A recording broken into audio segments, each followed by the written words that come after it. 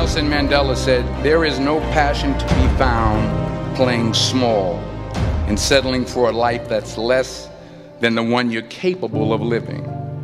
Now, I'm sure in your experiences in school and applying to college and picking your major and deciding what you want to do with life, I'm sure people have told you to make sure you have something to fall back on.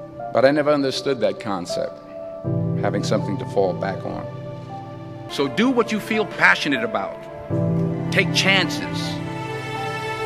Don't be afraid to think outside the box. Don't be afraid to fail big, to dream big.